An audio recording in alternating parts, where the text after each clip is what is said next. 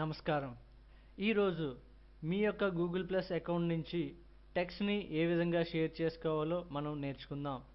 మొదట మీ యొక్క Google plus అకౌంట్లో లాగిన్ అయిన తర్వాత మీకు ఈ విధంగా కనిపిస్తుంది.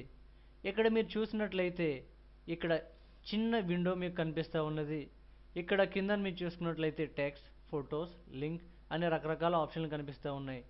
మీరు ప్రపంచానికి సందేశాన్ని ఇవ్వాలి అనుకుంటున్నారనుకోండి, మీరు టెక్స్ట్ అనే ఆప్షన్ని క్లిక్ చేసి అక్కడ ఏమైతే సందేశం ఇవ్వాలనుకుంటున్నారో దానిని మీరు టైప్ చేసిన తర్వాత మీరు ప్రపంచం మొత్తం చూసేటట్టు కనిపించాలి అనేటట్టు అనుకుంటున్నారనుకోండి, పబ్లిక్ అనే ఆప్షన్ మీరు సెలెక్ట్ చేసుకోండి.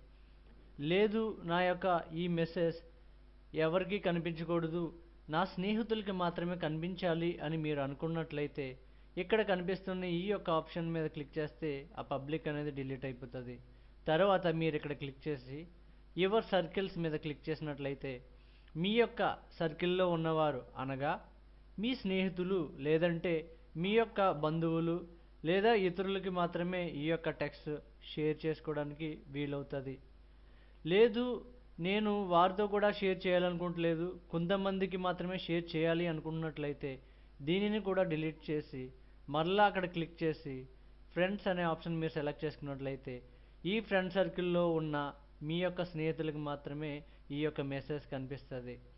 నాకు వీరు కూడా వద్దు, నేను ఒకరికి లేదంటే ఇద్దరికి నేను ఈ యొక్క మెసేజ్ షేర్ చేసుకోవాలి అని అనుకుంటున్నాను అని అనుకున్నట్లయితే మరలా దీన్ని డిలీట్ చేసి ఇక్కడ చివర కనిపిస్తున్న ఆప్షన్ బ్రౌజ్ పీపుల్ అనే ఆప్షన్ మీద మీరు క్లిక్ చేసినట్లయితే ఇక్కడ మీరు జాయిన్ అయిన కమ్యూనిటీస్ లేదంటే మీ స్నేహితులు మాత్రమే కనిపిస్తారు.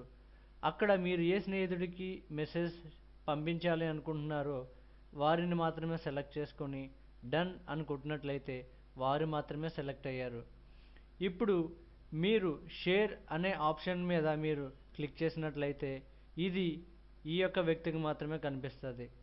లేదు, నేను ఈ యొక్క మెసేజ్ని ఎవరితోని పంచుకోవాలి అని అనుకోవట్లేదు అనుకున్నట్లయితే మీరు క్యాన్సిల్ నొక్కండి. ఈ విధంగా మీరు టెక్స్ట్ని షేర్ చేసుకోవచ్చు. అంతేకాకుండా మరొక విధంగా కూడా మీరు టెక్స్ట్ని షేర్ చేసుకోవచ్చు. అది ఎలా అని అనగా ఇక్కడ చివరన కనిపిస్తున్న ఈ ఆప్షన్ మీద మీరు క్లిక్ చేసినట్లయితే ఇదే మాదిరిగా పెద్ద విండోలో కనిపిస్తుంది. అక్కడ మీ యొక్క టెక్స్ట్ని పేస్ట్ చేసి ఎవరికైతే షేర్ చేసుకోవాలనుకుంటున్నారో వారిని మీరు ఎంచుకొని షేర్ అనే ఆప్షన్ మీరు క్లిక్ చేసినట్లయితే అది వారికి షేర్ అవుతుంది. మీరు ఇప్పుడు చేయవలసింది ఏంటి అంటే మీరు ఒకసారి దీన్ని రిఫ్రెష్ చేయాలి. రిఫ్రెష్ చేసినప్పుడు అది మీ టైం లైన్ మీద కనిపిస్తుంది.